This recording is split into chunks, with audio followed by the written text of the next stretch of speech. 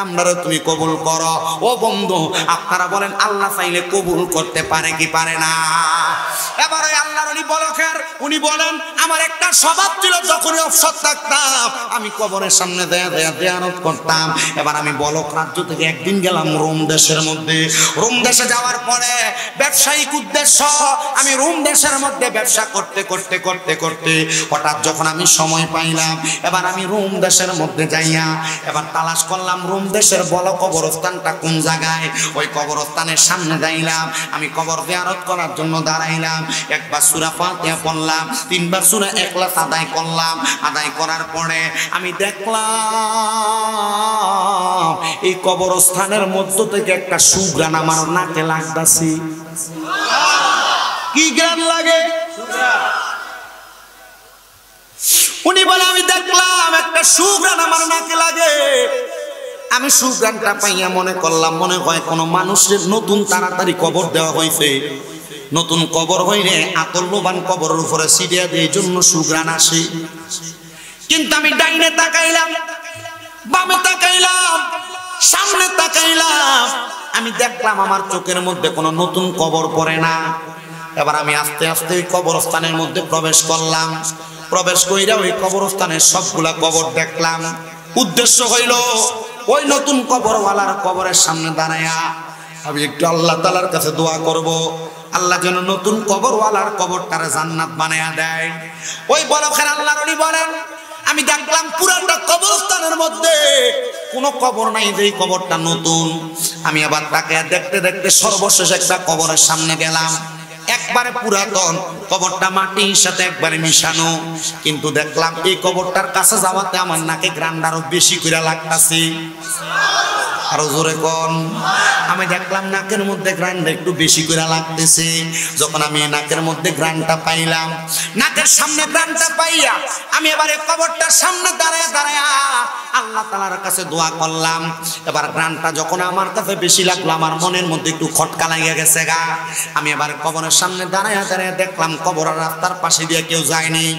যখন দেখলাম একজন আগন্তুক পথিক এই কবরের সামনে দিয়া যায়, আমি এবার ওই কবরের সামনে দাঁড়ায় জিজ্ঞাসা করলাম এই কবরের এলাকার মানুষ, এই কবরের এলাকার বাসিন্দা, তুমি কি আমার কাছে বলবানি এই কবরটা কার কবর?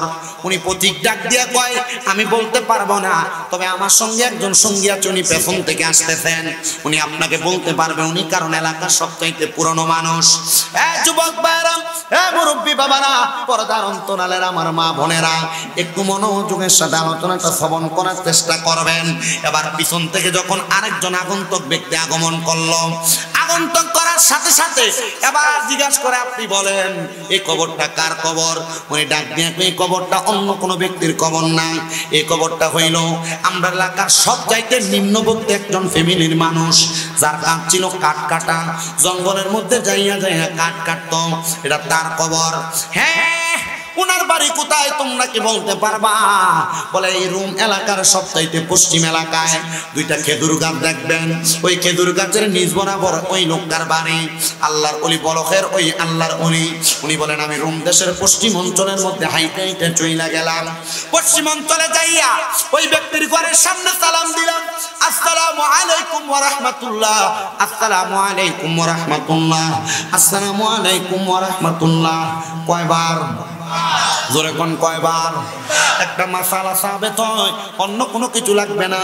মাদ্রাসার ক্লাস 9 10 হাদিসের কিতাবের মধ্যে বাবু সালামতের মধ্যে লেখে কোন মানুষের ঘরের মধ্যে প্রবেশ করার আগে একটা মানুষ সর্বনিম্ন 3 বার সালাম দিবে। 3 বার সালাম দেওয়ার পর যদি ঘরের থেকে জবাব না আসে তাই নয় ঘরে ঢুকবে না। আর আমরা সমাজের মানুষ সালাম দিব দূরের কথা, একটা মানুষের ঘরের দরজার সামনে যাইয়া সালামের আগে কই গো ঘর আছেন নি কইয়া ঢুইকা জায়গা। কিন্তু আল্লাহ নবী শিখিয়ে দেয় এ মুসলমান, মা বাবার ঘরের মধ্যে যদি ঢুকো, আম্মা আব্বার ঘরের মধ্যে সালাম দিয়ে ঢুকবা। যদি সালাম দিয়ে ঢুকো আল্লাহ তাআলা অসংখ্য বরকত দান করবে, আর তোমার প্রবেশের মাধ্যমে তোমার আমলনামায় অসংখ্য নেক দান করবে। বলে হুজুর ঘরের মধ্যে যদি কেউ না থাকে, জবাব যদি না দেয়, লাভটা কি হবে? আরে মুসলমান, ঘরে যদি কেউ না থাকে রহমতের ফেরেশতারা একজন মানুষের পক্ষ থেকে সালামের জবাব দিয়ে দেয়। আর ঘরের মধ্যে যদি অনেক দিন কেউ না থাকে, ওই ঘরে যদি কেউ সালাম দিয়ে ঢুকে অথবা আযান দিয়ে প্রবেশ করে, আমার আল্লাহ তাআলা ওই ঘরটা বান্দার ঘরটার মধ্যে যদি কোনো অশুভ শয়তান থাকে, সালাম দেওয়ার কারণে ওই ঘর থেকে শয়তান বিতাড়িত হয়ে যায়। জবানটা খুলে জোরে জোরে কোন আল্লাহু আকবার। আল্লাহর ওলি ডাক দিয়ে বলেন, আমি সালাম দিলাম 3 বার কিন্তু কোনো জবাব নাই। কি নাই? জবাব দেওয়া লাগবে নি, ওয়াজিব ওয়াজিব। আর আমরা এলাকার অনেক পয়সাওয়ালা নতুন টাকা হইছে, কোন ভাই ভাতিজা যদি সালাম দেয় আসসালামু আলাইকুম,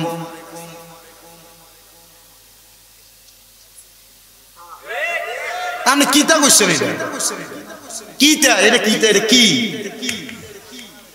এটা বাপ দিয়ে হইছে। কি দিয়ে হইছে? ওরে বিচার হবে কর্ম অনুসারে, কঠিন হাসরে ফিডা হইব কর্ম অনুসারে। তুমি বাপ দেখাইবা পয়সাওয়ালা হইছ, সালামের জবাব দাও না, আবার মানছে তোমার সালাম দিব এই আশা করবা। আল্লাহর কসম, আল্লাহর মায়ের দুনিয়ার ভাই এমন ফিডা ফিটবো কাঁচা বাসার ঘোড়া দিয়ে বাইরেইব। আপনারা বলেন দেওয়ার এলাকায় এমন মানুষ নাই? শুধু দেওরা না রে, এমন অহংকারী মানুষ সব এলাকায় আছে।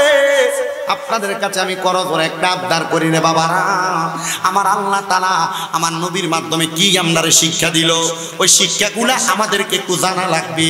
শুধু সালাম দেওয়া না, মাঝে মাঝে কেউ সালাম দিলে জবাবটা ভালো করে দিবেন। ওয়া আলাইকুমুস সালামটা একটু শুদ্ধ করে সুন্দর করে কইবেন, মাথা লাইরেন না। কারণ আপনারা যখন সালাম দিব, আপনি যখন তার জবাবটা ক্লিয়ার ভাবে দিবেন, তখন সে মনে করবো হ্যাঁ আমি সালাম দিলে লোকটা জবাব দেয়। আর যখন 2, 3 দিন 4 দিন সালাম দিলে মাথা এমনি লারে আর সালাম দেয় না। আমি নিজে দিতাম না, আগে মাথা লারে জবাব দেয় না,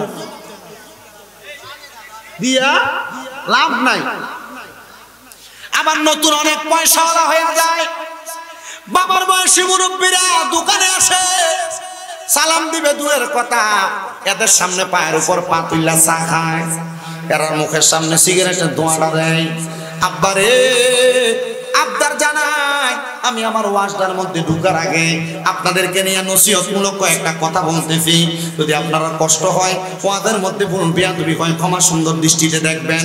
কারণ 1-2 ঘন্টা কথা বলবো, 2-1টা কথা লজ্জর হবে না, হইতে পারে না। হবে আমি মানুষ, আমার ভুলটা আপনি ধরাইয়া দিয়ে আপনি আমার সঠিক পথে পদার্পণ করবেন।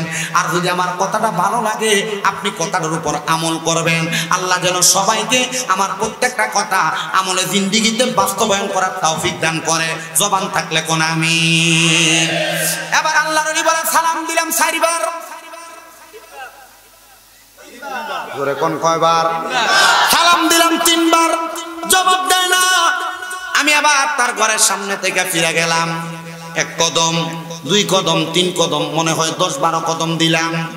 দেখলাম এবার আমার পেছন থেকে মহিলা কোনটা কে জানি সালামের জবাব দেয়, ওয়া আলাইকুমুস সালাম ওয়া রাহমাতুল্লাহি ওয়া বারাকাতুহু। আমি আল্লাহর ওলি অবাক হইলাম। আবার দেখলাম সালামের জবাব দেয় ওয়া আলাইকুমুস সালাম। আমি উত্তরটা নেওয়ার পরে আর পেছনে তাকাইলাম না। আবার সালাম দিল ওয়া আলাইকুমুস সালাম। আমি আর পেছনে তাকাইলাম না। ওই মহিলা পেছন থেকে এবার আমারে কই, হুজুর আমি জানি আপনি রাগান্বিত হয়ে গেছেন, ও আল্লাহর ওলি 3 বার সালাম দিয়েছেন, জবাব কেন দিলাম না? এই জন্য আপনি আমার সালামের জবাব পাওয়ার পর আর দাঁড়াচ্ছেন না। হুজুর গো, আপনি যখন আমার সালাম দিচ্ছেন আমি নামাজরত অবস্থায় ছিলাম, আপনার নামাজ সালামের জবাবটা দিতে পারি নাই। হুজুর কয় বালা মহিলারা তো জবাব ধরা। হুজুর ডাক দিয়া কয়, হে মা, ঠিক আছে আপনি নামাজরত অবস্থায় ছিলেন, আমি আপনার ঘরের দরজায় এমনি এমনি আসি নাই। আমি আপনার ঘরের দরজার মধ্যে আসার কারণ হইল একটা, মা এই ঘরটা কি ওই কাঠুরিয়ার ঘর যে কাঠুরিয়াটা মারা গেছে? মহিলা কয়, হ্যাঁ হুজুর, ওই কাঠুরিয়ার ঘর যে কাঠুরিয়াটা মারা গেছে, আমি ওনার একজন স্ত্রী। হুজুর আপনার পাঞ্জাবি, আপনার লেবাস দেখতে দেখা যায় আপনি ভালো মানুষ, আলেম দ্বীন মানুষ, আল্লাহর কোনো খাস বান্দা হবেন, আসেন না একটু মেহমানদারি করবো আপনাকে। হুজুর কয় না, আপনি একজন বেগানা নারী, আমার জন্য গায়রে মাহরাম, আমি আপনার সামনে যাইতে পারবো না।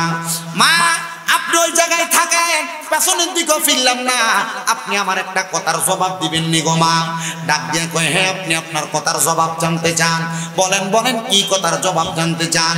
হুজুর ডাক দিয়ে কয়, আপনার স্বামী তো একজন কাঠুরিয়া, আপনার স্বামীর এমন কোন আমল আসেনি যে আমলের কারণে আমার আল্লাহ তাআলা আপনার জামাইরে কবরে ভালো রাখবো? বেটি কয়, হুজুর কার কথা বললেন? আমার জামাই কাঠ কাটতো, যদি নেক আমল থাকতো আমার জামাই তো একটা আল্লাহর ওলি হয়ে যাইতো। হুজুর আমার স্বামী মূর্খ মানুষ, আমার স্বামী কাঠুরিয়া মানুষ, আমার স্বামীর এমন কোনো ভালো আমল ছিল না। আল্লাহর ওলি কয়, মা মনে কইরা দেখো না এমন কোন ছোটখাটো আমল আসেনি যে আমলের কারণে আমার আল্লাহ তাআলা তোমার জামাইরে জান্নাতবাসী বানাইবো?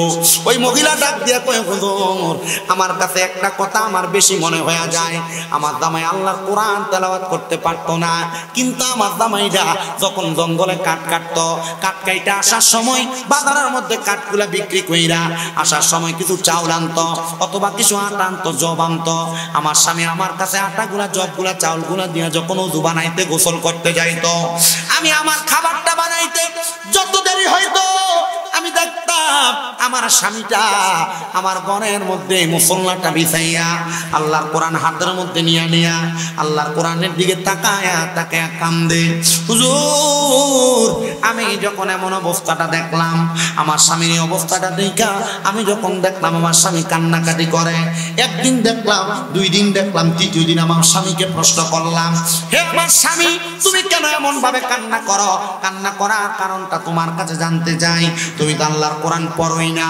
উনি ডাক দিয়ে কই, হুজুর আমার স্বামীকে যখন বললাম তুমি তো আল্লাহর কোরআন পড়োই না, দেখলাম আমার স্বামীটা চোখের পানিগুলো টপ টপ করে ছাইরা দিছে, আমার স্বামী কান্না করতেছে।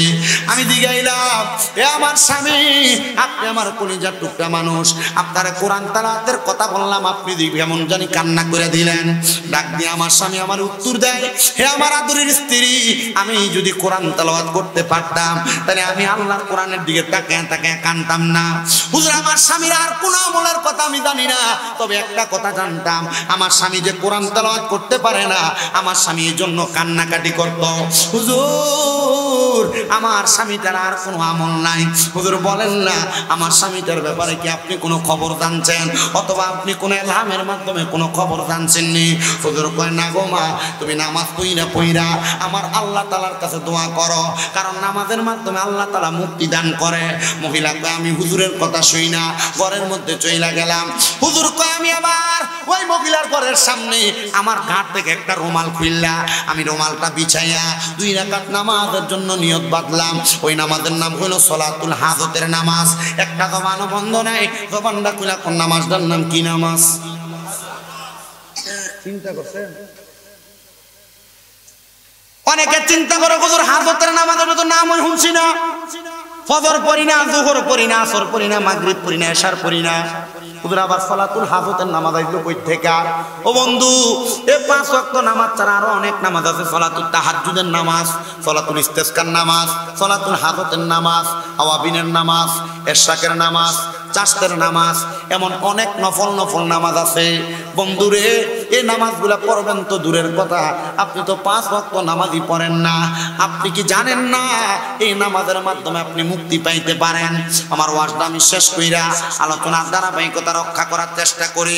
হুজুর বলে আমি সালাতুল হাজতের নামাজের নিয়ত করলাম, সূরা ফাতিহা পড়া, আমি যখন ওই নামাজের মধ্যে কেরাতটা পড়া, প্রথম রাকাতের সেজদা দিলাম, সেজদার মধ্যে তিনবার সুবহান রাব্বিয়াল আলা পড়া আমি আমার অন্তরের ব্যথার কথা ওই সেজদার মধ্যে বলতে লাগলাম। আবার দাঁড়াইলাম, আবার 2 রাকাত নামাজের প্রথম দ্বিতীয় রাকাতের মধ্যে আমি সূরা পড়লাম, কেরাত মিলাইলাম, রুকু করলাম, সিজদা করলাম, 3 বার সুবহান রাব্বিয়াল আলা পড়া আমি আমার নামাজের মধ্যে আমার মনের ব্যথার কথা বললাম। ও বন্ধু, এটাই একটা নামাজ, এই নামাজের সিজদায় দেয়া নিজের কষ্টের কথা বলা যায়। হুজুরকে আমি আমার অন্য কোনো কষ্টের কথা বললাম না, আমার যে হাজত জানার ইচ্ছা ওই কথাটা সিজদার মধ্যে বললাম। ও গো আল্লাহ, ও ও মনিব মাওলা গো, এই কবরের মধ্যে যেই ব্যক্তি আছে আমার হাজত হইল ওইটা, এই ব্যক্তি কবরের মধ্যে যে আছে একজন কাঠুরিয়া, এমন কোন আমল নাই যে আমলের কারণে এই ব্যক্তি কবরের মধ্যে শান্তিতে থাকবে। আল্লাহ বলো না এই ব্যক্তির কবর থেকে কেন এত সুঘ্রাণ আসতেছে? আমার আল্লাহ তাআলার পক্ষ থেকে ওই নামাজের সেজদার মধ্যে আওয়াজ আসছে, এ বান্দা, এই বান্দা যে আল্লাহর কোরআনের দিকে চাইয়া চাইয়া চোখের পানি ফালায়া ফালায়া কোরআন পড়তে পারে না, বইলা বইলা আফসোস করে কাঁদছে, আমার আল্লাহ তাআলা এই ব্যক্তির কবর থেকে এই জন্য একটা সুঘ্রাণ জারি করে দিছে, মানুষ যেন এই ব্যক্তিকে দেখে দেখে শিখতে পারে। এবার আল্লাহর ওলি কয়, হে রোম এলাকাবাসী শোনো, আল্লাহর কোরআন না পইরা কোরআনের দিকে তাকায় তাকায় কাইন্দা কাইন্দা এই ব্যক্তির কবর থেকে এত সুন্দর সুঘ্রাণ আসতেছে। তোমরা যারা কোরআন পড়তে পারো না পড়ার চেষ্টা করো, আর যারা পড়তে পারো না এই কোরআনের দিকে তোমরা তাকায় থাকো।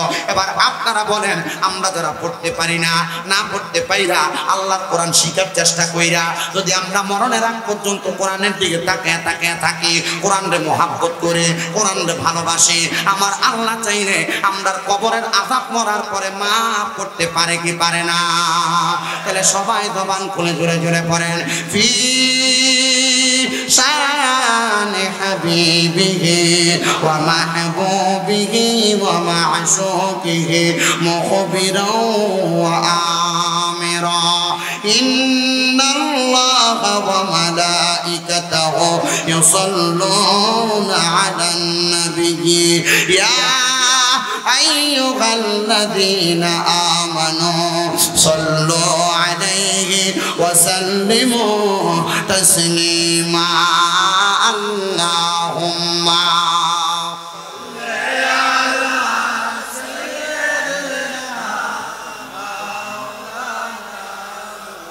ওয়া আলা আলি সাইয়্যিদিনা। দুরূদ শরীফ পড়তে কষ্ট হয় বাবারা, তাহলে একটু জবান খুলে জোরে জোরে পড়েন, আল্লাহুম্মা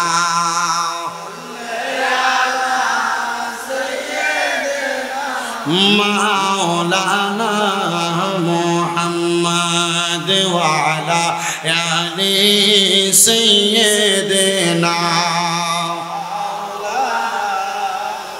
ওরে 3.5 হাত গর্তে ফেলে কেমন করে আইলা চলে, তোমার বাড়ি আইতে দেরি হইলে যে মা ঘুমাইতো না, ওই কবর দেশে মায়ের পাশে একটু রইলি না রে, কবর দেশের খবর লইলি না। কেমন আছেন বাবা মনি, কেমন আছেন মা জননী, একটা বারো ফিরা চাইলি না। কেমন আছেন বাবা মনি, কেমন আছেন মা জননী, একটা বারো ফিরা চাইলি না। তাদের মনে কষ্ট দিয়া কোটি টাকা কামাই কইরা এই জগতে শান্তি পাবি না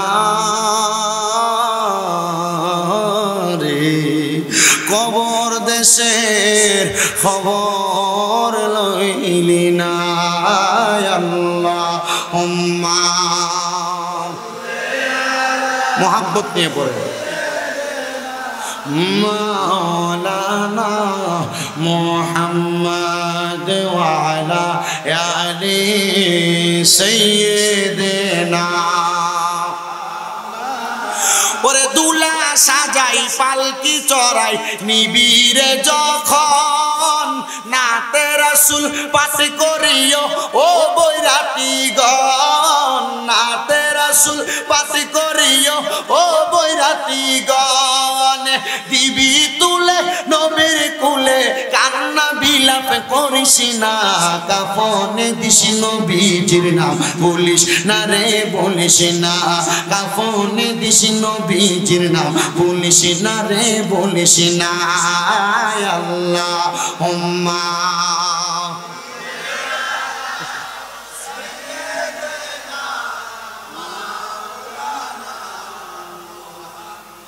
ওয়ালা মাও লা ইলাহা লা জোরসে লা ইলাহা ও লা ইলাহা বলি গেলাম না ঘুরাম লাই মানুষেরও দেখান করবে ও লা ইলাহা ইল্লাল্লাহ লা ইলাহা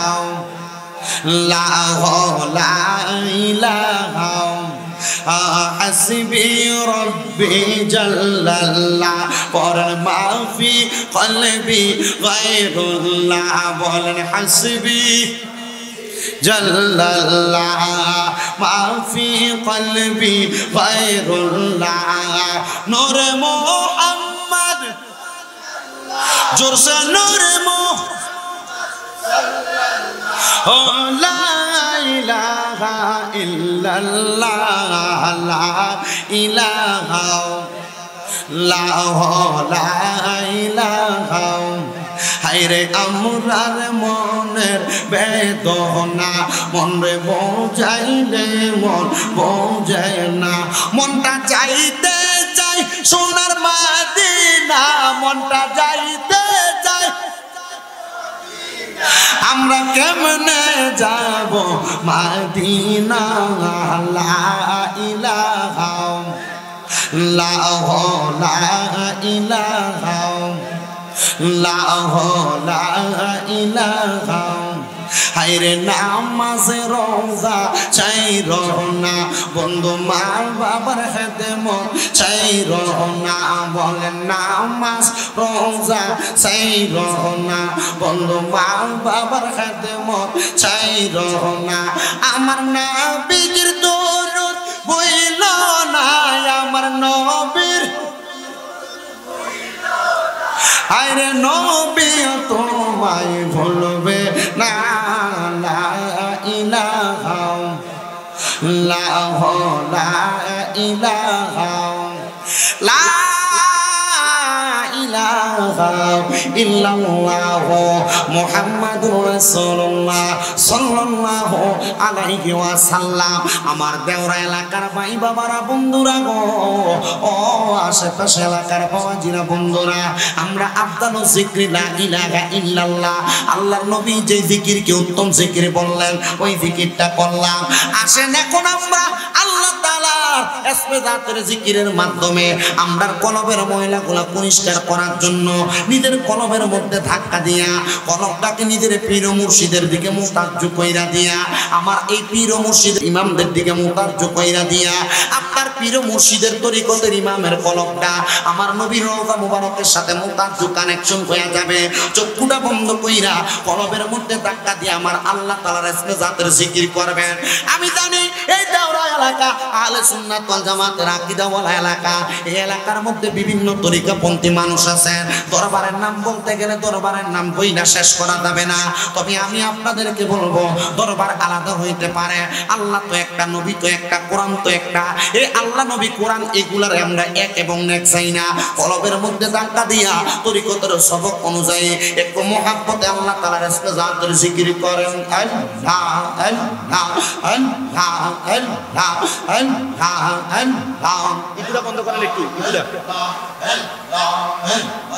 আল্লাহ আল্লাহ আল্লাহ আল্লাহ আল্লাহ আল্লাহ কি পাগল বানাইল রে মদিনা উদাওয়া আসি বাহানা আইলো রে সোনার মদিনা পাগল বাহানা আইলো মারহাবা ইকু কমাই তো কিছু বানাই দিয়ে গেছে আল্লাহ আল্লাহ কি পাগল বানাইল রে মদিনা উদাওয়া আসি বাহানা আইলো রে সোনার মদিনা পাগল বাহানা আইলো মারহাবা আল্লাহ আল্লাহ মদিনা আল্লাহর পাক রওজার মাঝে শুইয়া আছে আমরার প্রিয় দয়াল নবী রে মারহাবা আল্লাহ আল্লাহ মদিনার পাক রওজার মাঝে শুইয়া আছে আমরার প্রিয় দয়াল নবী রে মারহাবা আল্লাহ আল্লাহ ওই নবীর রওজা দেখবি ওই নবীর রওজা দেখবি আইরে তোরা আইরে আই নূরের নবী কান্দেন শুয়ে সোনার মদিনা গাই মারহাবা আল্লাহ আল্লাহ আমার মুর্শিদ রে কই পাব সখী গো মুর্শিদ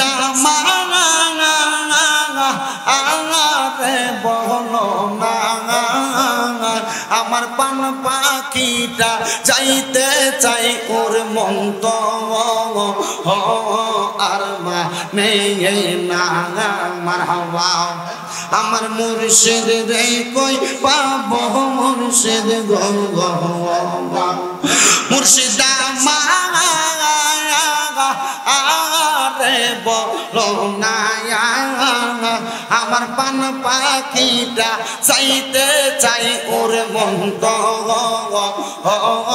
আর নেই না মারহাবা আল্লাহ আল্লাহ দয়াল মুর্শিদ আসো কোন বাদে গেছে মারহাবা মুর্শিদ আর যে বলো না হায়রে পাগল মনে না দেখলে তো মারে যেবা সে না মারহাবা আল্লাহ আল্লাহ মুর্শিদ রে কই পাব মুর্শিদ গো মুর্শিদ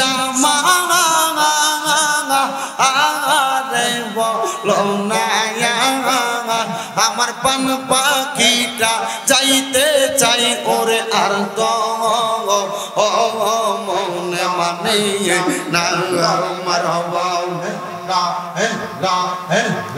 আল্লাহ আল্লাহ আল্লাহ আল্লাহ আল্লাহ আল্লাহ বলো আল্লাহ আল্লাহ আল্লাহ আল্লাহ আল্লাহ আল্লাহ আল্লাহ আল্লাহ আল্লাহ আল্লাহ আল্লাহ আল্লাহ আল্লাহ লা ইলাহা ইল্লাল্লাহ মুহাম্মাদুর রাসূলুল্লাহ সাল্লাল্লাহু আলাইহি ওয়াসাল্লাম জবান বন্ধ নাই মুহাব্বতের আওয়াজে উচ্চ কণ্ঠে বলেন আমরা জিকির করলাম কার আর মুহাব্বতে বলেন না কার ও বন্ধুরে ও নবীর উম্মতের দলেরা যেহেতু আমাকে বলেছে আমি শানের সালাতের বয়ান করার জন্য আমি আপনাদেরকে নিয়ে অল্প কিছুক্ষণ কথা বলবো ধৈর্যের সাথে শুনবেন আপনাদের জন্য তাবারুকেরও রেডি করা হইতেছে প্যাকেটটা করতে যেই দেরি আমার ওয়াজের হেই দেরি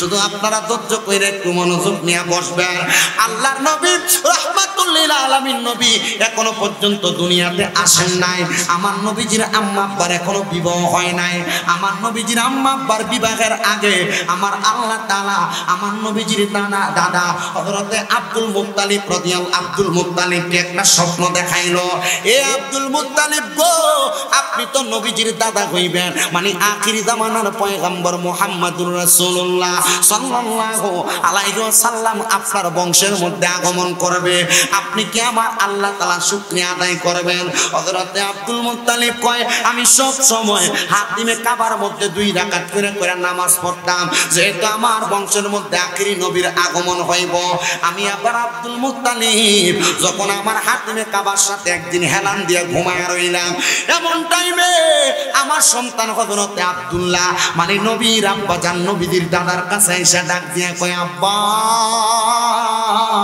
ও আমার আব্বা জান আপনার কাছে আমি একটা নালিশ জানাইতে চাই আব্দুল মুত্তালিব কয় আমার 10টা সন্তানের মধ্যে সর্বকনিষ্ঠ সন্তান হযরতে আব্দুল্লাহ। কিন্তু এই আব্দুল্লাহ যখন আমার কাছে একটা বিচার দিতে আসলো, আমি আব্বা জানের মনটা কেমন জানি আনচান আনচান করতে লাগলো। আমি বললাম, ও আব্দুল্লাহ, তুমি আমি আব্বা জানের কাছে কি বিচার দিবা? ডাক দিয়া কই, আব্বা, আমি যখন মক্কার রাস্তা দিয়ে হাইটা যাই, আমার মক্কার বাদশার মাইয়ারা সুন্দর সুন্দর যুবতীরা আমি আব্দুল্লাহর দিকে তাকায়া তাকায়া তারা আমার বিবাহের প্রস্তাব দেয়। আব্বা গো, এরা আমার কাছে টাকা পয়সা সম্পদ কোনো কিছু চায় না, এরা তো মক্কার ধনাঢ্য বংশের মানুষ, এরা কিনলে গে আমি আব্দুল্লাহর বিবাহের প্রস্তাব দেয়। মক্কার কোনো মাইয়া বাদ নাই, সবাই দিয়ে এসে আমি আব্দুল্লাহর বিয়ার প্রস্তাব দেয়। হযরতে আব্দুল্লাহ কয়, আমি যখন আমার আব্বা জানের কাছে প্রস্তাবটা দিলাম, আমার আব্বা জানরা দেখলাম মুস্কি মুস্কি হাসে। এবার হযরতে আব্দুল মুত্তালিব বলে, আমার সন্তানের এই কথাটা আমি এবার আমার একজন দোস্ত জানলাম হযরত ওহাব জোহরি, মানে নবীর নানার কথা বলতেছে। আমি ওহাব জোহরি আমার দোস্তের কাছে বললাম। আব্দুল মুত্তালিব কয়, আমি যখন আমার দোস্তের কাছে বললাম, আমার দোস্ত আমার কাছে একটু ভয় ভয় মনে কইরা আমার একটা ডাক দিয়া কয়, ওগো দোস্ত, আমার ঘরের মধ্যে একটা কন্যা আছে, আপনি তো জানেন, ওনার নাম আমেনা। আপনি চাইলে আমার কন্যাটারে আপনার ছেলে আব্দুল্লাহর সাথে বিবাহ দিতে পারে। আবার ওহাব জোহরি নবীর নানা ডাক দিয়া কয়, শোনো গো, যেহেতু তুমি প্রস্তাবটা রাখলাম তোমার কাছে, তুমি যদি রাজি হও আমি বিবাহের ইন্তজাম করব। আব্দুল মুত্তালিব কয়, নবীর আব্বা জান হযরত আব্দুল্লাহর বিচার আমি বারবার পাইতে পাইতে আজকে আমি মনে মনে সিদ্ধান্ত নিলাম, এবার হযরতে খাজা আব্দুল্লাহর বিবাহ হবে হযরতে ওহাব জোহরির মাইয়া হযরতে আমেনার সাথে। জোরে কন্যা মারহাবা, আরো জোরে কন্যা মারহাবা। বন্ধুরে আমার দয়াল নবীর আব্বা জানের এবং আম্মা জানের যখন বিবাহ হইল, নবীর আব্বা আম্মার বিবাহের পরের দিন সকালবেলা হযরতে খাজা আব্দুল্লাহ উনি বলেন, আমি মক্কার রাস্তার মধ্যে গেলাম, এবার দেখলাম যে এই মাইয়ারা প্রত্যেকদিন সকালবেলা আমি আব্দুল্লাহর দিকে তাকাইতো, মুস্কি মুস্কি হাসতো, এরা আমার বিবাহের প্রস্তাব দিত, এরা আর আমি আব্দুল্লাহর বিয়ের প্রস্তাব দেয় না। আমি আব্দুল্লাহ এবার তাদের বিবাহের প্রস্তাব না পাইয়া আমি আবার আমার আব্বা জানের কাছে গেলাম। ওগো আব্বা আব্দুল মুত্তালিব, আপনার কাছে আমার আবদার, আমি যেই মাইয়াগুলা ডিস্টার্ব জ্বালা যন্ত্রণায় আপনার কাছে বিবাহের কথা বললাম, আমার তো এখন আর ওই মাইয়াগুলা ডিস্টার্ব করে না, এরা তো আর আমার কাছে তাকায় না। নবীর দাদা আব্দুল মুত্তালিব ডাক দিয়া কয়, আব্দুল্লাহ, তারা কেন তোমার জ্বালায় না জানো নে? আব্দুল্লাহ কয়, আব্বা, আমি বিবাহ শেষ করে ফেলেছি, তারা মনে হয় এখন আমি বিবাহ করার কারণে এই জন্য আমার আর তারা বিবাহের জন্য জ্বালায় না। হযরতে আব্দুল মুত্তালিব, আব্দুল্লাহ, তারা কেন আর তোমার বিবাহের কথা বলে না? আমি আব্দুল মুত্তালিবরে না দিগায়া তুমি একবার যায় তারার কাছে দিগাও না। হযরতে আব্দুল্লাহ ডাক দিয়া কয়, আমি আবার রাস্তার মধ্যে যাইয়া বাদশার মাইয়ারা যখন আমার সামনে দিয়া ফিরা যায়, আমি তাদের কাছে প্রশ্ন করলাম, তোমরা কেন আমার আর বিবাহের কথা বলো না? তারা ডাক দিয়া কয়, ও আব্দুল্লাহ, আমরা তো তোমার বিবাহ করতে চাই নাই, আমরা চাইছি তোমার কপালের মধ্যে পেশানির মধ্যে একটা নূরে মুহাম্মদী ছিল, ওই নূরে মুহাম্মদীটার মা হওয়ার জন্য। ও আব্দুল্লাহ, আমরা এখন দেখতেছি তোমার কপালের মধ্যে আর নূরে মুহাম্মদী নাই। হযরতে আব্দুল্লাহ নিজে বর্ণনা করে, আল বেদায়া ওয়ান নিহায়া 14 খণ্ডের একটা কিতাব, ইসলামিক ফাউন্ডেশন কর্তৃক ছাপানো, ওই কিতাবের মধ্যে লিখতেছে, নবীর আব্বা আব্দুল্লাহ যখন বাজারের মধ্যে যাইতো গো, বাজার থেকে আসার সময় রাত্রবেলা, এখন না মানুষের বাড়ির সামনে লাইট দিয়ে রাখছে, আগে কোনো লাইট ছিল না, হারিকেন নিয়ে মশাল নিয়ে বাজার থেকে বাড়িতে আসতো। হযরতে আব্দুল্লাহ কয়, আমি যখন বাজার থেকে আসতাম, আমার পেছনে পেছনে দলে দলে মানুষ আমার বাড়ির সামনে পর্যন্ত আইতো, এদেরকে জিগাইতাম, তোমরা কেন প্রত্যেকদিন আমার সামনে সামনে যাও? এরা উত্তর দিত, নবীর বাবা আব্দুল্লাহ, আপনার কপালের মধ্যে নূরে মুহাম্মদীর আলো দিয়া আমরা আমাদের অন্ধকার রাস্তা দেখতাম। জোরে কোন সুবহানাল্লাহ। ও নবীর উম্মতের দল, নবীর প্রেমিকের দলে না শেখ রাসূল ভাই বাবারা, এবার নবীর আব্বাজান কয়, আচ্ছা বুঝতে পারছি, এখন আমার নূরে মুহাম্মদীটা কোথায়? তাকায় দেখো নূরে মুহাম্মদীটা আগের রাতে বাসর ঘরের মধ্যে নবীর আব্বাজান হযরতে খাজা আব্দুল্লাহ নবীর আম্মাজান মা আমেনার কপাল মোবারকের মধ্যে চুম্বন করার কারণে, মা আমেনা বাবা আব্দুল্লাহর পেশানিতে চুম্বন করার কারণে নবীজির নূর মুবারকটা এবার মা আমেনার রেহেমের মধ্যে চইলা গেছে। নবীর মা জননী ডাক দিয়া কয়, জগতের মানুষ, ও জগতের মানুষ রে, আমার যখন বিবাহ হইল এর 6 মাসের মাথায়, 4 মাসের মাথায় আমার স্বামী আব্দুল্লাহ দুনিয়া থেকে ইন্তেকাল করলেন। ইন্তেকাল করার 1 দিন গেল, 1 সপ্তাহ গেল, 1 মাস গেল, 2 মাসের মাথায় আমি দেখলাম আমার যেই ঘরটা আছে ওই ঘরটার মধ্যে কে জানি এসে সালাম দেয়, আওয়াজ দেয়, আসসালামু আলাইকুম ওয়া রাহমাতুল্লাহ। এই সালাম দিয়া আমার সালাম দেয়, আসসালাতু আসসালামু আলাইকা ইয়া নাবিয়াল উম্মি। নবীর মা মেনা ডাক দিয়া কয়, ও জগৎবাসী, আমি ঘরের দরজাটা খুললাম, কিন্তু দেখলাম আমার ঘরের দরজার সামনে কোনো কিছু দেখা যায় না।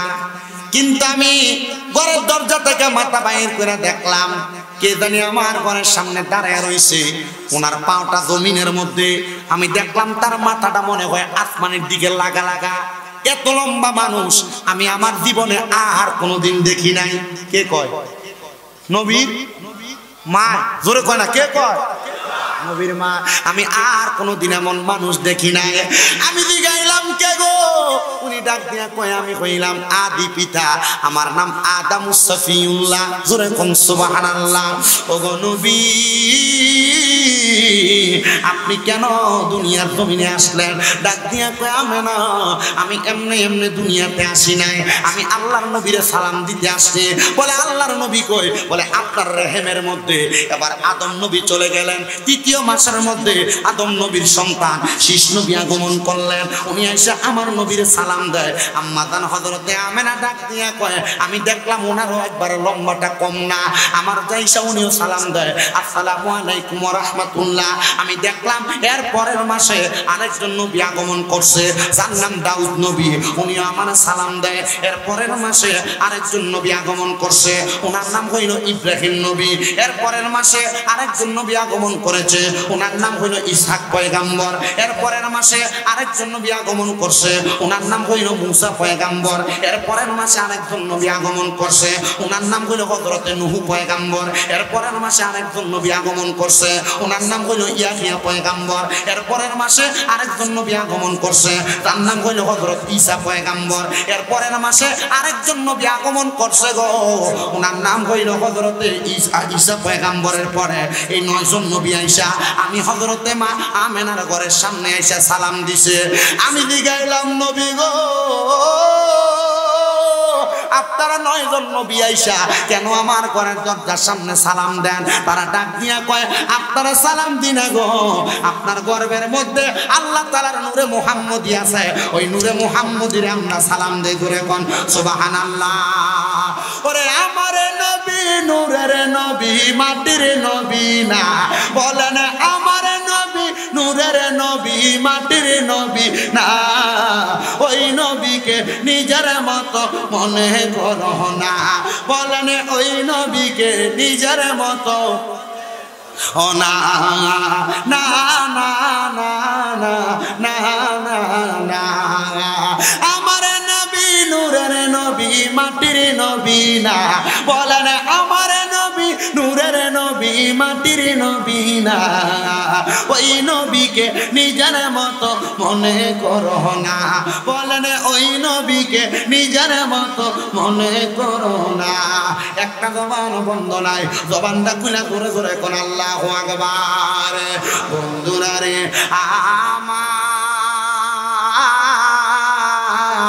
ও আমার দেওরা এলাকার বাবারা, মাওলানা জহিরুল ইসলাম জাবির সাহেবের বাড়ির প্রাঙ্গণে এই মাহফিলে বৈশা যেহেতু নবীর মিলাদের ওয়াজটা শুনতেছ, একটু মনোযোগ দিয়ে বয়ানটা শোনার চেষ্টা করো। আল্লাহর নবীর আম্মা জান ডাক দিয়া কই, আমি যখন 9 মাসের মধ্যে 9 জন নবীর সালাম পাইলাম, সালামটা পাওয়ার পরে আমি একদিন রাত্রবেলা আমার ঘরের মধ্যে শুইয়া রইলাম। আমি দেখলাম রে আমার ঘরের মাঝখান দিয়ে একটা জায়গা ফাঁকা হয়ে গেছে।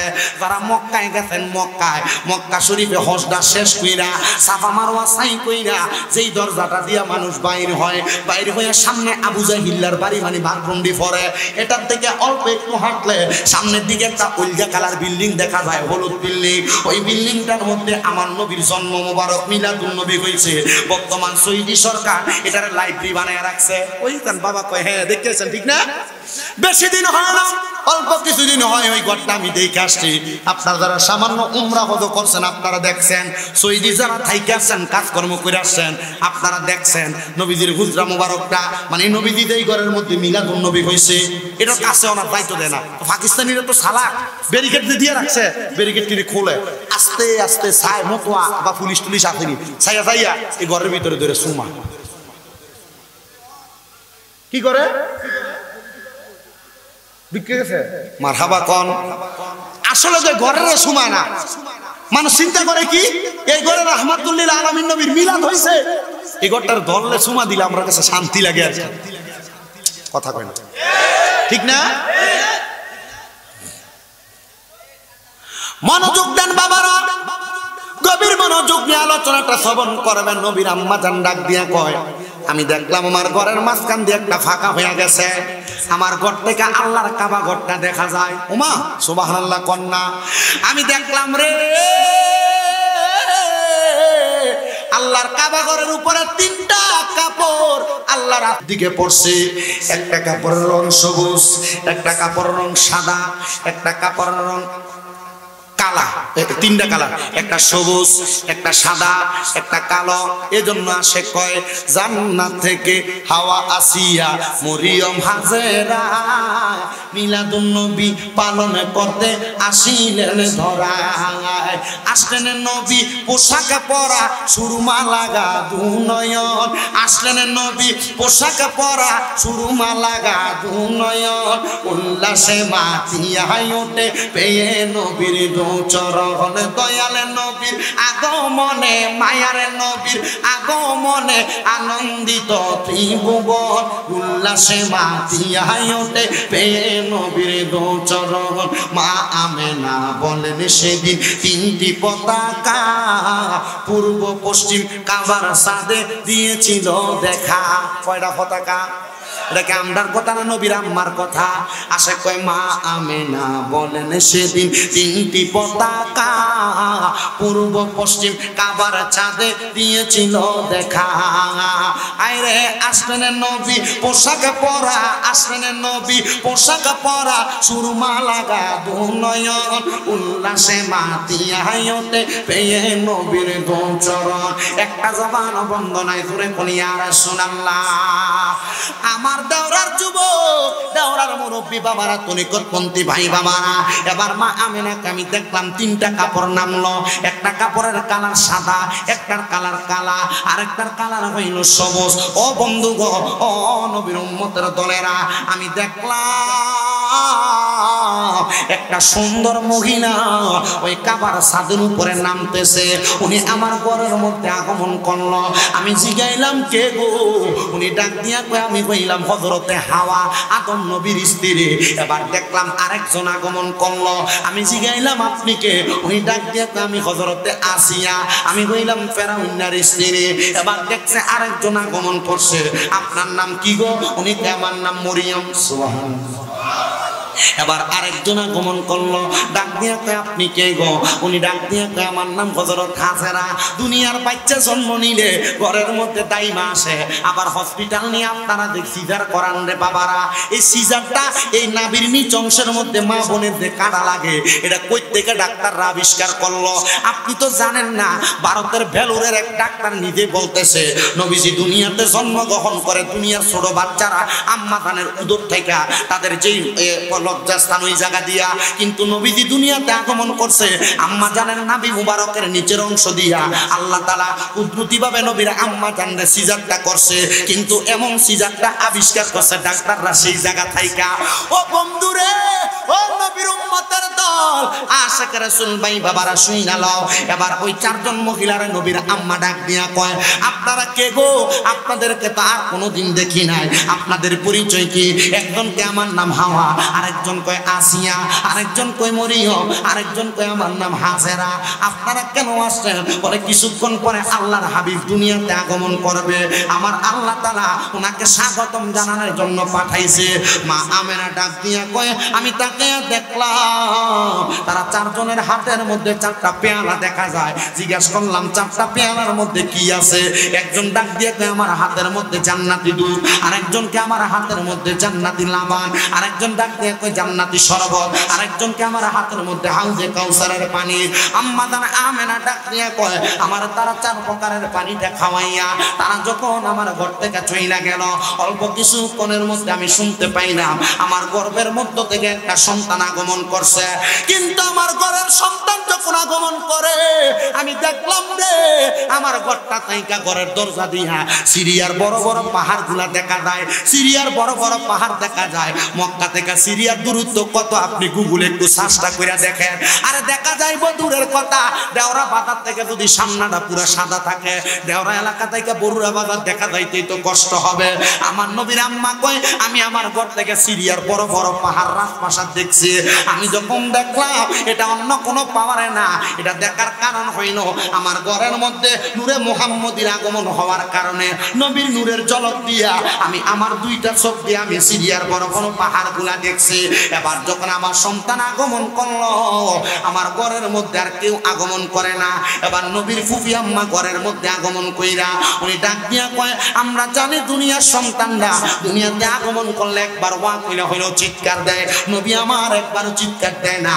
কিন্তু নবীর ফুফি আম্মা কয় আমার কোলের মধ্যে যখন রাহমাতুল লিল আলামিন নবীরে নিছি গো আমি নেওয়ার সাথে সাথে দেখলাম আমার বাতিজার মুখটা ফটফট করে লড়তাছে আমি আমার কান্ডা আমার বাতিজার মুখের সাথে লাগাইছি আমি দেখছি আমার নবী মুখটা লড়ে আর কয় ইয়া রব্বি হাবলি উম্মতি দুনিয়াতে আগমন কইরা ওই নবী উম্মতি উম্মতি কইয়া ডাকে একজন প্রেমিক আসিল গো সোনার মদিনায় একজন প্রেমিক ইনায় একজন প্রেমিক আসিল গো সোনার মদিনায় হায় রে যার প্রেমেতে স্বয়ং আল্লাহ দুনিয়া বানায় হায় রে যার প্রেমেতে স্বয়ং আল্লাহ দুনিয়া বানায় একজন প্রেমিক আসিল গো বলেন না প্রেমিক আসি সোনার ছিলেন আল্লাহ গোপনের গোপন ওরে নূরে মুহাম্মদী হইতে জগৎ করিলেন সৃজন ওরে ছিলেন আল্লাহ গোপনের গোপন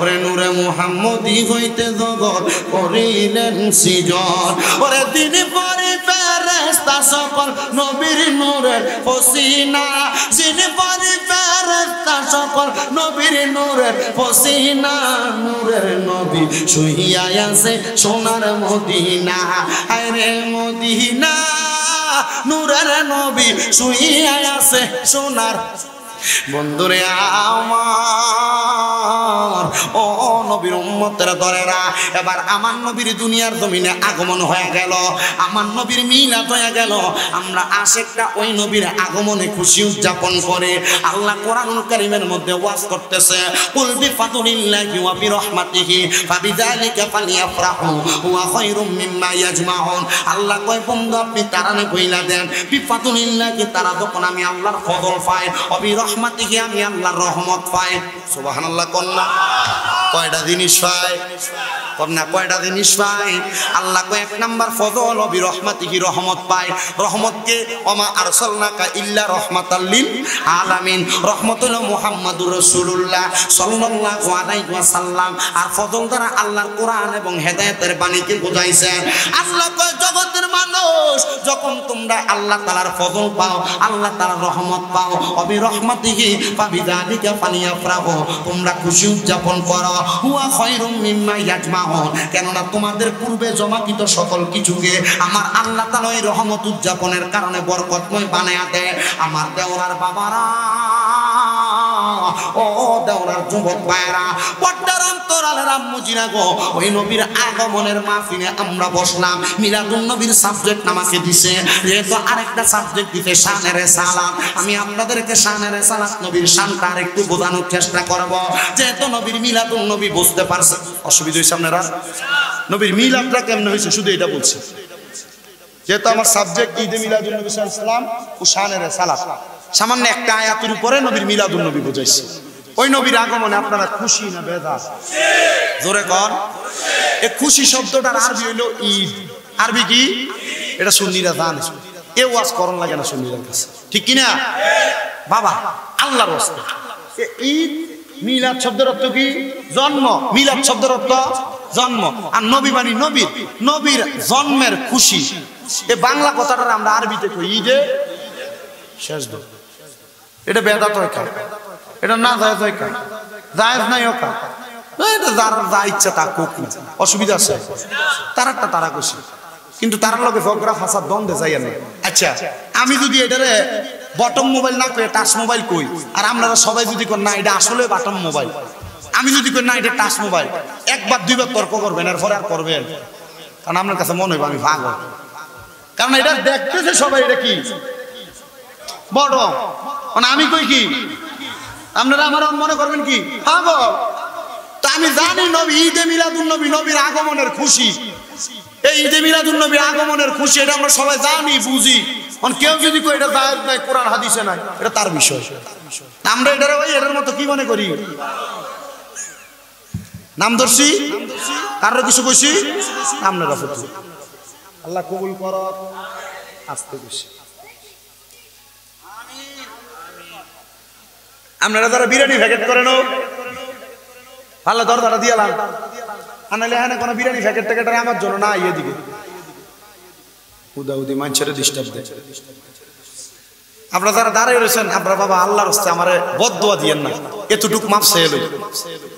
আপনারা যারা আছেন ধৈর্য নিয়ে মনোযোগ নিয়ে আর অল্প কিছুক্ষণ বলবেন, রাজি আছেন ইনশাআল্লাহ?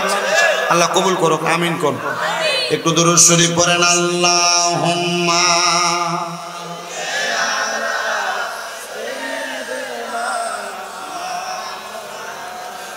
মুহাম্মাদ ওয়া আলা আলিহি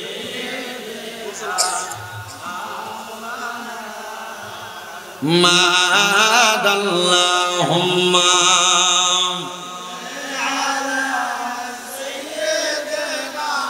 মাওলানা মুহাম্মাদ ওয়া আলা আলিহি সাইয়্যিদিনা। जबकि सरकार तशरीफ लाने लगे, हुर गिल्मा भी खुशियाँ मनाने लगे। सुभानअल्लाह। নবীদের আগমনে হুর গিলমান পর্যন্ত খুশি হয়ে গেছে। এটা আসে শুরু শুরু বলে, जबकि सरकार तशरीफ लाने लगे, हुर गिल्मा भी खुशियाँ मनाने लगे। हर तरफ नूर की रोशनी छा गए, हर तरफ नूर की रोशनी छा गए। मुस्तफा क्या मिले जिंदगी मिल गए, ए हलीमा तेरे गादे में आ गए। दोनों आलम के रसूल अल्लाह ही अल्लाह, दोनों आलम के रसूल अल्लाह ही अल्लाह। दुआ हो गए कबूल, अल्लाह ही अल्लाह, अल्लाह ही अल्लाह। बोलो अल्लाह ही अल्लाह, बोलो अल्लाह ही अल्लाह, बोलो अल्लाह ही अल्लाह। जश्ने आमद रसूल अल्लाह ही अल्लाह, जश्ने आमद रसूल अल्लाह ही अल्लाह। একটা জবান বন্ধ রাখবেন না, জবানটা কইরা উচ্চ কণ্ঠে জোরে জোরে করেন আল্লাহু আকবার। ও বন্ধুরে যেই নবীজি এত রহমত নিয়ে দুনিয়াতে আগমন করলো, আবু জাহেল কিন্তু ওই নবীরে দেখছে, আবু বকর ওই নবীরে দেখছে। আবু বকর যেই চোখ দিয়ে দেখছে, আবু জাহেল ওই চোখ দিয়ে দেখে নাই। এই জন্য আবু জাহেল কাফের, আবু বকর ইমামদার। সুবহানাল্লাহ। ও নবীর উম্মতের দলেরা, আশিক রাসূল ভাই বাবারা, উতবা সাহেবা আমার নবীরে দেখছে, ওমর ওসমান আলী আমার নবীরে দেখছে, কিন্তু উতবা সাহেবা যেই চোখ দিয়ে দেখছে, ওমর ওসমান আলী হায়দার এই চোখ দিয়ে দেখে নাই। উতবা সাহেবা যেই চোখ দিয়ে দেখছে, এই চোখ দিয়ে দেখার কারণে তারা কাফের। আর ওমর ওসমান আলী যেই চোখ দিয়ে দেখছে, এই চোখ দিয়ে দেখার কারণে তারা ইমামদার। জোরে কন্যা সুবহানাল্লাহ। সিদ্দিক, ফারুক, ওসমান, হায়দার, চারজন সাহাবা সবচেয়ে বেহতার। সিদ্দিক, ফারুক, ওসমান, হায়দার, চারজন সাহাবা সবচেয়ে বেহতার, কারণ তাদের হৃদয়ে আছে আল্লাহর পয়গম্বর। নারে তাকবীর, আল্লাহু আকবার বলো, নারে তাকবীর, আল্লাহু আকবার, নারে রিসালাত ইয়া রাসূলুল্লাহ। জবানটা খুলে জোরে জোরে বলি ইয়া রাসূলুল্লাহ। আমার নবীর পাগলেরা একটা বারো কি নামাজের মুসল্লার মধ্যে সেজদায় যাইয়া আল্লাহর কাছে কইছো, আল্লাহ দুনিয়ার কত কিছু দেখলাম, আপনার হাবিবে কিবরিয়ারে আমরা একবার ঘুমের ঘরে দেখতে চাই। ও বন্ধুরে, 2 মাস হয়ে গেছে মদিনা শরীফ জিয়ারত করে বাংলাদেশে আসছি। আমি যখন আমার নবীর রওজা মুবারকে সালাম দিছি গো, আমি আমার নবীর রওজা মুবারকে 5 ওয়াক্ত নামাজের পরবর্তী সময়ে প্রত্যেক ওয়াক্ত নামাজের পরে নবীর দরবারের সামনে দাঁড়ায়া দাঁড়ায়া ইয়া নবী সালাম আলাইকা বলে নবীর দরবারে সালাম দিছি। কিন্তু সর্বশেষ যেই দিন আমার নবীর রওজা মুবারকে সালাম দিয়া আমি মক্কার উদ্দেশ্যে রওনা করব, আমি আমার নবীর রওজায় সালাম দেয়ার কই, ইয়া রাসূলুল্লাহ নবী গো, আমার জীবনের মধ্যে একটা শখ ছিল, আপনার রওজা মুবারক মরণের আগে একবার কোন জিয়ারত করব। নবী গো, আর কোন শখ নাই, আজকে আরেকটা শখের কথা আপনার রওজার সামনে দাঁড়ায়া বইলা যায়। ইয়া রাসূলুল্লাহ, আপনার রওজা মুবারক তো জিয়ারত কইরা ফলাইছি, নবী গো মরণ তো হইয়া যাবে, মালাকুল মউত আজরাইল তো চলে আসবে। ইয়া রাসূলুল্লাহ, আপনার মরণের আগে একবার আপনি নবীর চেহারা মুবারক আমার দেখাইয়েন। আমি আমার নবীর রওজা মুবারকের সামনে দাঁড়ায় কথা বলছি, আর 3 নাম্বার নবীর রওজা মুবারকের সামনে দাঁড়ায় দাঁড়ায় বলছি, ইয়া রাসূলুল্লাহ কত ওয়াজ মাহফিলের মধ্যে যাই, আপনার কত পাগলদেরকে লইয়া আপনি নবীরে সালাতু সালাম দেই। নবী গো, আপনার কত পাগলরা বাংলাদেশে আপনারে দেখার জন্য কান্দে, আপনার মদিনা দেখার জন্য কান্দে। আপনি মরণের আগে আপনার পাগলদেরকে একবার হলো মদিনায় আইনেন। মদিনায় যদি না আনেন, আপনার পাগলদেরকে একবার হলো আপনার রওজা মুবারকের সামনে আইনেন। যদি না আনেন, আপনি ঘুমের ঘরে আপনার পাগলটির একবার দেখা দিয়েন। আল্লাহর কসম, ও দেওরার বয়স্ক বাবারা, ও দেওরার মুরব্বী বাবারা, ও দেওরার যুবক ভাইয়েরা, পর্দার অন্তরালের মা, আমি আল্লাহর কাবা ঘরের গিলাফটার মধ্যে দুইটা সেম দোয়াটা করছি, দুইটা কইছি, আল্লাহ আপনার কাবা ঘর আমি আমার চোখ দিয়ে দেখছি, আমার মনে শান্তি, আমার কলিজায় শান্তি। আর কোনো দিন আর আপনার কাবা ঘরের সামনে আসতে পারবো কিনা জানি না। আল্লাহ, আপনার কত কাবা ঘর দেখুন না পাগলরা বাংলাদেশে কান্দে। আল্লাহ, তাদেরকে কাবা ঘরটা না দেখাইয়া মরণের ডাক দিয়েন না। আল্লাহর কাছে দোয়া করছে, আল্লাহ আমার বাংলার আশেকে রাসূল ভাইদেরকে আপনার কাবা ঘর দেখার জন্য ইহরামের যেই 2টা কাপড় পরা লাগে, ওই 2 টুকরা ইহরামের কাপড় গায়ে লাগার আগে কাপনের কাপড় তারার গায়ে লাগাইয়েন না। যারা হজে গেছে তারা দিগাও, তারা আল্লাহর কাবা ঘরের সামনে যাওয়ার আগে তারা যখন ইহরামটা বাঁধছে, ইহরামটা বান্ধার পরে এত মাসুম লাগছে রে, এত মাসুম লাগছে। ও সম্পদওয়ালারা, ও টাকাওয়ালারা, ও বাড়িওয়ালারা, ও ক্ষেত পাথরের মালিকওয়ালারা, ও ব্যাংক ব্যালেন্স করুন না বেডারা, একটু শোনো। ও পর্দার অন্তরালের মা, 4-5 ভরি স্বর্ণের মালিক, 10 ভরি 20 ভরি স্বর্ণের মালিক, এই টাকা পয়সা মরার পরে কবরে নিতে পারবা না। আল্লাহর ওয়াস্তে এখন থেকে ওয়াদা করো, জায়গা থাকলে 1 কোনা দিয়ে বিক্রি করবা, স্বর্ণ থাকলে 2 ভরি বিক্রি করবা, ব্যবসা থাকলে ব্যবসার লাভের একটা অংশ একসাথে কইরা বড় হজে যাইতে না পারো, একটাবার উমরা হজের নিয়তটা করবা, যেন আল্লাহ তাআলা তোমার একবার ওই হজে কবুল করে। কি লাগে কই জানো, কি লাগে কই জানো, আর এই হাজিরা একবার মক্কায় গেছে, মদিনায় গেছে, এরার মনটা শুধু ওই মক্কা মদিনা দেখবার লাগে আনসান আনসান করে। কারণ কি দিগাইও, এরা কইব মক্কা শরীফের সামনে যাইয়া যখন কালা গিলাফটা দেখে আর মনটা ভালো লাগে না, আর শান্তি লাগে না। আমার কাছে মনে হয় আল্লাহর কাবা ঘরের সামনে আমরা থাকতে পারলাম না, ভালো লাগতো।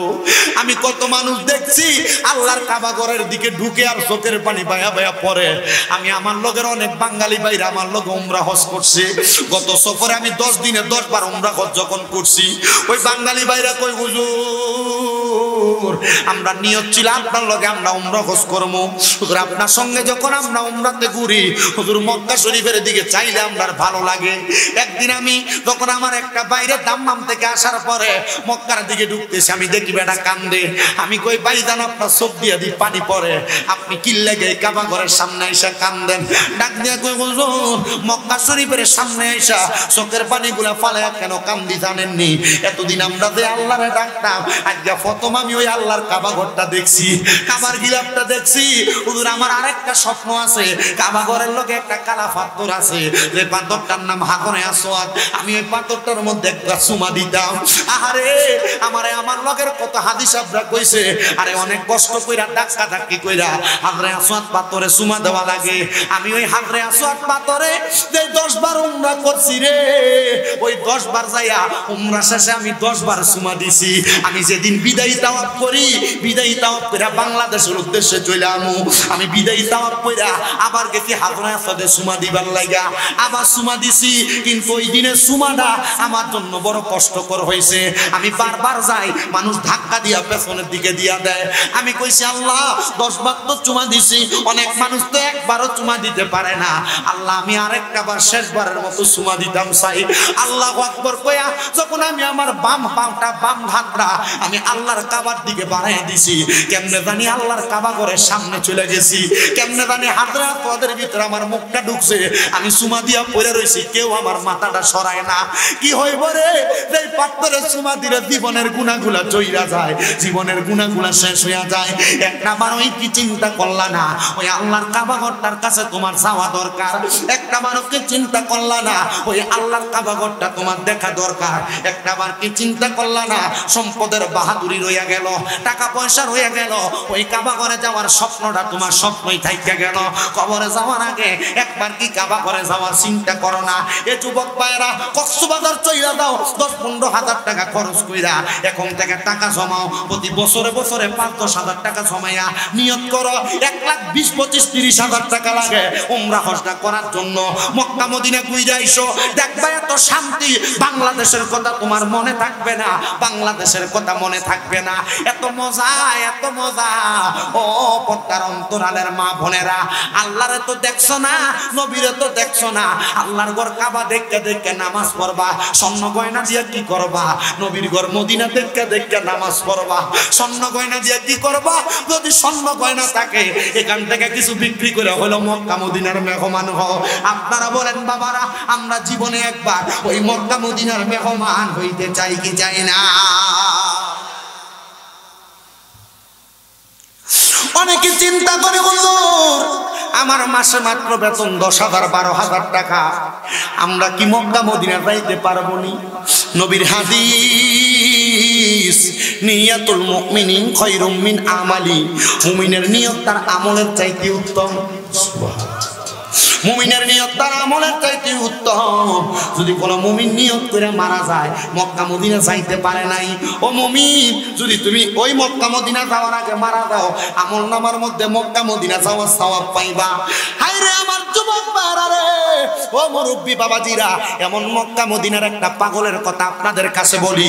সেই মহিলার বাড়ি হইল সিরিয়ায়। কোথায়? সিরিয়ায় বাড়ি। ওই মহিলা বলে, জগতের মানুষ, আমি আমার টাকা পয়সা ধন সম্পদ থেকে আমি যা খাইতাম তার কিছু অংশ রাখতাম, এই টাকাগুলা জমাইতে জমাইতে আমি চিন্তা করলাম মক্কায় যাব, মদিনায় যাব, কিন্তু আমি মক্কা মদিনা যাইতে পারি নাই। হঠাৎ করে একদিন আমাদের এলাকার একজন আল্লাহ পাকের বন্ধু হযরতে ওসমান তুরসি রহমতুল্লাহ আলাইহি, কি তুরসি? ওসমান তুরসি রহমতুল্লাহ আলাইহি আমার এলাকার সবচাইতে সিরিয়ার বড় মসজিদের ইমাম। উনি এলাকার মসজিদের মানুষের কাছে বলছে, হে আমার মুসল্লিরা, আমি অল্প কিছুদিনের জন্য আপনাদের কাছ থেকে ছুটি চাইতেছি। মুসল্লিরা কয়, হুজুর আপনি আমাদের এলাকার সবচাইতে বড় ইমাম, আপনি ছুটি চাইতেছেন কারণটা কি? বলে, আমি আল্লাহর কাবা ঘর দেখার জন্য, নবীর মদিনা দেখার জন্য যাব। এবার সবাই কই, হুজুর হজ করতে যাবেন? সবাই হুজুরের কথা শুই না বড় খুশি হয়ে গেছে। সবাই ডাক দিয়ে কয়, হুজুর যেহেতু মক্কায় যাবেন আমরা লেগে একটু দোয়া করবেন। এলাকা থেকে কেউ যদি হজ করতে যায় মানুষ দোয়া চায় কি চায় না? আমরা যে আসতে কর দোয়া চাই কি চায় না? ওই মানুষ ডাক দিয়ে কয়, হুজুর আপনি তো মক্কা মদিনা যাবেন, আপনি আমরা মক্কা মদিনায় আমরার জন্য দোয়া করবেন। হুজুরকে আল্লাহ আপনাদের দোয়া কবুল করো। এবার হুজুর বলেন, আমি যখন বিদায় নিলাম ওই মসজিদের মধ্যে দুইটা ছোট ছোট বাচ্চা ছিল। ওই বাচ্চাগুলা দৌড়ে বাড়ির মধ্যে যায় ওই সিরিয়ার বুড়া মহিলার কাছে যাইয়া ডাক দিয়া কয়, দাদিমা, ও দাদিমা গো, আপনার তো বড় শখ ছিল মক্কা মদিনা যাবেন, মক্কা মদিনা যাইতে পারেন নাই। ও দাদিমা, আপনার তো আশা ছিল মক্কা মদিনা যাওয়ার জন্য যে সম্পদগুলা জমাইছেন এই সম্পদগুলা কেউ যদি মক্কা মদিনা যায় তারে আপনি দান করে দিবেন। দাদিমা কয়, হ্যাঁ রে। বলে, দাদিমা আমাদের এলাকার সবচাইতে বড় ইমাম, সিরিয়ার মসজিদের ইমাম, উনি মক্কা মদিনা যাওয়ার জন্য রওনা করেছে। দাদিমা বলেন, আমি আবার দৌড়ে গেলাম, হাতের মধ্যে আমার লাঠিটা নিয়ে সামনের দিকে দাঁড়াইলাম। দাঁড়াইয়া দেখলাম ওই মহিলাটা আমার সামনে দাঁড়ানো। ওসমান তুরসি বলেন, মহিলাটা এসে আমার হাতের মধ্যে একটা পুটলি ধরাইয়া দিল, যে পুটলির মধ্যে 300 দিরহাম ছিল। কয়শো দিরহাম? আসতে কইছে কয়শো দিরহাম? 300 দিরহাম ছিল। আমি 300 দিরহামের পুটলিটা হাতের মধ্যে নিয়ে আমি রওনা করলাম। রওনা করার আগে ওই মহিলারে জিজ্ঞাসা করলাম, মা আপনি কেন ওই টাকা আমারে দিলেন? ওই মহিলা চোখের পানিগুলা ছাইরা দিয়া কান্দে আর ডাক দিয়া কই, হুজুর আমার মনে বড় স্বপ্ন ছিল, আমার আশা ছিল আল্লাহর ঘর কাবায় যাইয়া মদিনায় যাইয়া আমি হজ করব, আল্লাহর ঘর কাবা দেখব, মদিনা শরীফ জিয়ারত করব। ও হুজুর আমি তো কাবায় যাইতে পারি নাই, আমার সম্পদে কুলায় নাই। যেদিন থেকে চিন্তা করলাম না আমার মরণের আগে আমি মক্কা মদিনা যাইতে পারবো না, এবার আমি ওই দিনই নিয়ত করলাম আমার যা সম্পদ আছে কেউ যদি মক্কা মদিনা যায় আমি তারে দান করে দিব। হুজুর আমার সম্পদগুলো আমি আপনাকে দিলাম, আপনি একবার রাহমাতুল লিল আলামিন নবীর রওজা মুবারকে আমার সালামটা দিবেন আর আল্লাহর কাবা ঘরের গিলাফটা দিলে আমার জন্য দোয়া করবেন। এবার ওসমান তুরসি বলে, আমি তার হাদিয়াটা নিলাম এবং আল্লাহর কাবা ঘরের সামনের দিকে রওনা করলাম। ওসমান তুরসি বলে, যাইতে যাইতে যাইতে যাইতে আমি যখন সামনের দিকে গেলাম, আমি মক্কা শরীফের মধ্যে হজ করব। আমি হজ করার জন্য মক্কা শরীফের দিকে যখন আমি কদমটা বাড়াইলাম, বিসমিল্লাহি আল্লাহুম্মা ইফতাহ লি আবওয়াবা রাহমাতিক, আসসালাতু ওয়াসসালামু আলাইকা ইয়া রাসূলুল্লাহ বইলা যখন আমি আল্লাহর কাবা ঘরের দিকে পাওটা আমি রাখলাম, ও সেই মহিলা সিরিয়াতে আমার 300 দিরহাম দিছে, আমি দেখতাছি ওই মহিলা আল্লাহর কাবা ঘর তাওয়াফ করতেছে। বেটির কাছে আছে 300 দিরহাম, বেটি 300 দিরহাম দিয়ে দিল। ওসমান তুরসিকে আমি বড় অবাক হয়ে গেলাম, হতভম্ব হয়ে গেলাম। আমি মহিলারে কোনো কথা বললাম না। আমি হজব্রত অবস্থায় আমি আমার হজটা শেষ করলাম, মক্কা মদিনা মক্কার শরীফের মধ্যে তাওয়াফ করলাম, মাকাম ইব্রাহিমের সামনে নামাজ পড়লাম, সাফা মারওয়ার মধ্যে সাই করলাম। বের হইয়া আমি আবার দেখলাম ওই মহিলা আমার সামনে দিয়া লাঠি বট দিয়া দিয়া সামনের দিকে যায়। আমি ওসমান তুরসি জিজ্ঞাসা করলাম, মা ও মা, আপনি যে আল্লাহর কাবা ঘর দেখার জন্য আসছেন, আপনি না বলতেন আপনি আপনি মক্কা শরীফে আসার জন্য আপনার নির্দিষ্ট পরিমাণ অর্থ নাই, আপনার 300 দিরহাম আমি পাগলারে দান করে দিয়েছেন। মহিলা কই হুজুর আপনারা যখন আমি টাকাটা দিয়ে দিছি আপনি আসার সময় কারোর কাছে রাস্তায় আমার টাকা দেওয়ার কথা বলছেননি? হুজুর ডাক দিয়া কয় হ্যাঁ, আমি একজন বাদশা যিনি সিরিয়ার অর্থ জায়গাকে পরিচালনা করে তার কাছে হজে দেওয়ার আসার কারণটা এবং আপনি মহিলার দান করা টাকার কথা বলছি। ওই বেডি ডাক দিয়া কয় হে মসজিদের ইমাম উস্তাদ করছি শোনো, আরে ওই বাদশা আমার খোঁজ করার জন্য আমার বাড়িতে আসছে, তুমি তো উটার পিঠে চইরা চইরা সিরিয়া থেকে মক্কায় আসছো। ওই বাদশা আমার দানের খবর পাইয়া বাদশাগির গোড়াটা দিয়া আমারে সরাইয়া তোমার ওসমানপুর সিরাগে মক্কাতে পৌঁছায়া দিছে। আমার মক্কায় পৌঁছায়া কইছে মা যতদিন মন চায় আল্লাহর কাবা ঘর তাওয়াফ করেন, যতদিন মন চায় মদিনায় যাইবেন, আমি আমার 3টা খাদেম আপনি মায়ের লগে রাইখা দিয়েছে। এবার আমি জানতে চাই ওই মহিলা যদি 300 দিরহাম ওই আল্লাহ পাকের বান্দা মসজিদের ইমামরে দেওয়ার কারণে আল্লাহ তাআলা ওই মহিলাটারে বাদশার মাধ্যমে ওই হুজুরের আগে হজ করাইতে পারে, আমরা যদি আজকের মাহফিলে বৈশা নিয়ত করি জহির ইসলাম সাবিরি হুজুর আপনি মাহফিলটা 5 বছর পর্যন্ত করতেছেন, আমরা আপনাদের ভাতিজা, আমরা আপনার ভাই, আপনি আমাদের সন্তানের মতো, আপনার মাহফিলটার মধ্যে আমরা কিছু কিছু দিয়া সহযোগিতা করব, আপনি আমরার জন্য একটু খাস করে দোয়া করবেন। আমি জানতে চাই এই দানদার উসিলায় আল্লাহ চাইলে আপনাদেরকে মক্কা মদিনা না আনে ঘুমের করে নবীর দিদার দিতে পারে কি পারে না? একটা সন্তান শুধু হাত না বাড়ায় বলবা হুজুর জহিরুল ইসলাম জাবিরি সাহেব আমাদের এলাকার সন্তান, আমাদের ভাই, আমাদের চাচা, এই মাহফিলটা প্রতি বছর হোক আমরা চাই, আমরা নিয়ত কইরা জাবিরি সাহেবের সাথে অংশীদার থাকার জন্য আগামী বছর এই মাহফিলের মধ্যে আমরা 10,000 টাকা